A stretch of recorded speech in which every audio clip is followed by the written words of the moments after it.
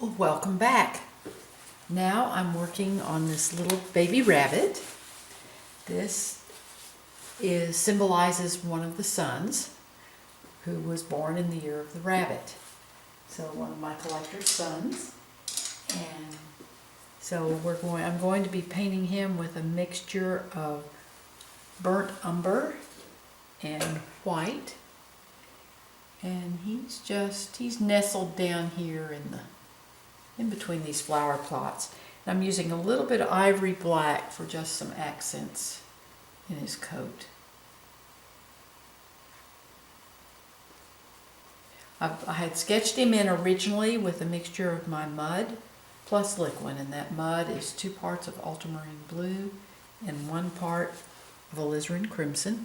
And I mix that with liquid to make just a nice wash that I can wash in my initial plan on the canvas, the shapes of my animals and stuff, and then it dries. It dries overnight, and then I can come back in, and I've got my plan there if I need to. If I make some paint in the wrong places or something, I can go back in just with a clean brush with a little bit of thinner on it. I can go back in and erase.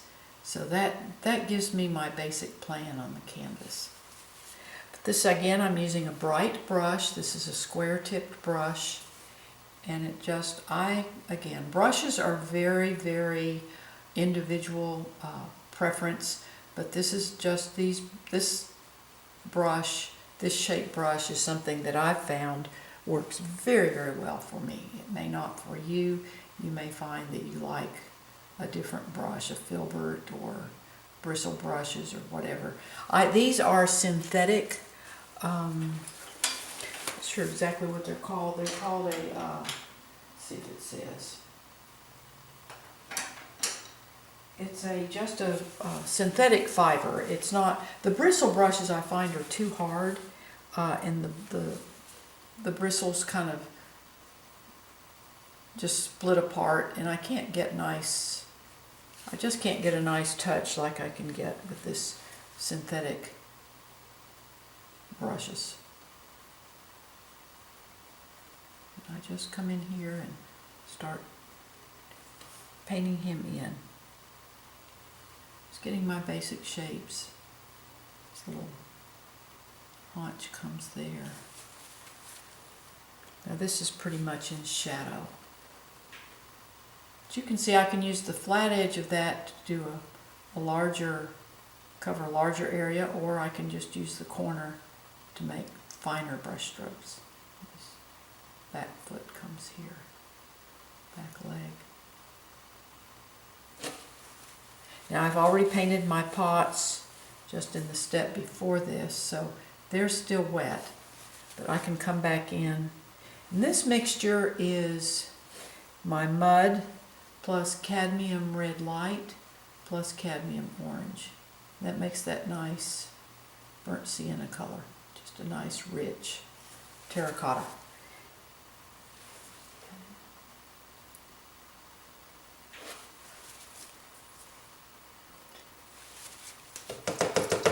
I clean my brush out in order to get nice clean color on your canvas. The secret to that is a clean brush. So let's start on his head. I have my reference material on my laptop, and I can just refer to that as I'm painting. This mixture has a lot more white in it. But see, you can see I can use the corner of that brush to make some fairly small brush strokes. His forehead is darker, and then it gets lighter around his eyes, and he gets a little lighter down here. And then he gets a little darker under his jawline there.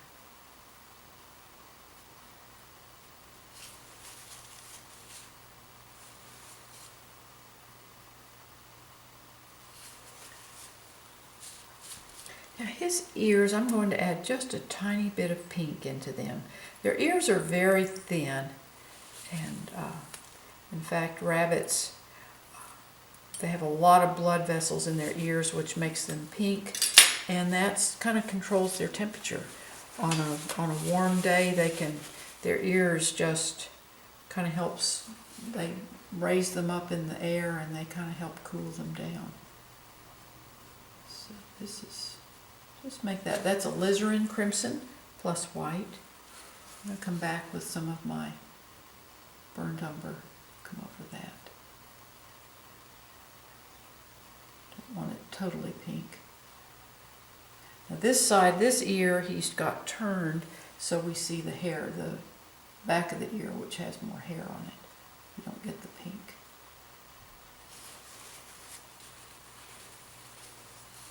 And this tip goes a little bit lighter.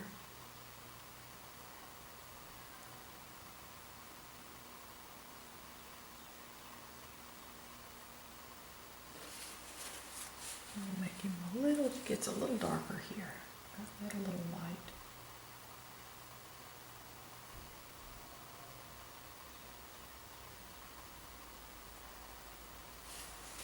Now I am going to use a smaller brush. This is my exception to the bright brushes, the flat square-ended brush. This is called a filbert, and that tip of that brush is a little more rounded. That just makes it a little bit easier to get in some of these smaller places here.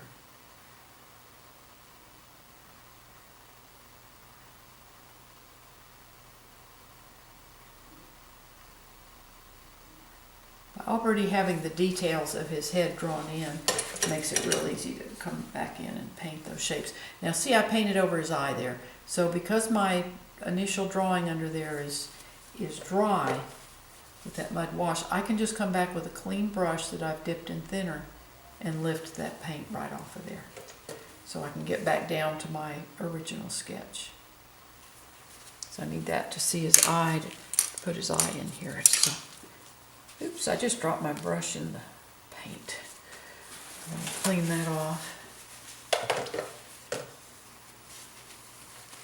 I go through a lot of toilet tissue. When COVID first started and you couldn't get any toilet tissue in the grocery stores, all of my friends were, when they'd go to the grocery and they'd find some, they'd bring me some. Who'd ever dreamed that toilet tissue would be a wonderful, wonderful house gift. Fortunately, now we are able to get it again. So this is a little bit of ultramarine blue plus white just around the bottom of his eye. Adds a little coolness there.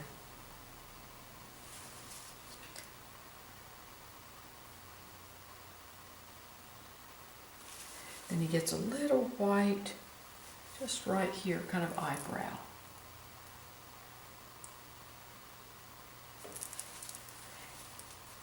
Now I'm going to add the catch light and the light on his iris. Let's do the catch light first. This is just, the light is coming in from the upper left, so the catch light will be just up under the lid there in the left, about 11 o'clock. And then we come back in the lower part of his eye, make the iris, the light goes through the cornea and hits on the iris on the opposite side of the eye. So you get a little bit of color right there. Then in the middle of that, where the light's most intense, directly across from the catch light, you get a little lighter spot. And that just gives, that really gives soul to the eye. That's a little trick that Jack taught me. And he says the eyes are the soul of the painting. Any animals, people, whatever that you do, the eyes are just, are the expression of their heart. So this is just a sweet little baby rabbit here. Get his nose in there. I don't have the shape of his muzzle here quite right. It's a little bit of a shadow there, and then this actually comes down darker there.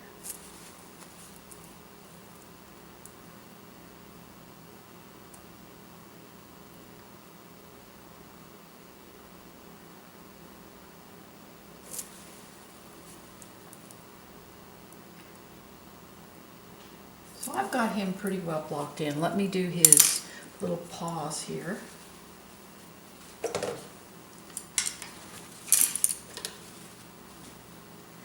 I really appreciate you watching my YouTube videos.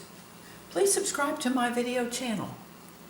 And you can actually go to my YouTube channel and click on videos, and there's a whole archive of videos that I've done over the years. I show mixing paint. I show just all sorts of different things. They go back several years. If you go real far back, I wasn't doing voice at first. I was a little intimidated by it, but I've learned how to talk and paint and do that. So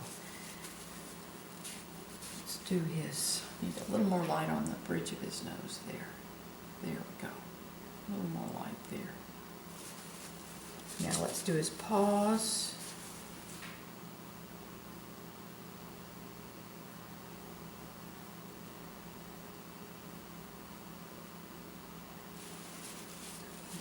Light on this one. You can also visit my blog. I'll show this complete step-by-step process of this painting and the others that I do. Just the link is in the description below, so just click on that and that'll take you to the very first post on this painting, and then you can just go through, and if you'll go on the upper right corner, there's a little title. You can just click on that to go to the next post. To go back, just go up to the upper left corner and there's a little title there, and you can just, that'll take you back. So there's our little rabbit. I thank you again so much, and you just have a wonderful, wonderful day. Today is a great day to have a great day.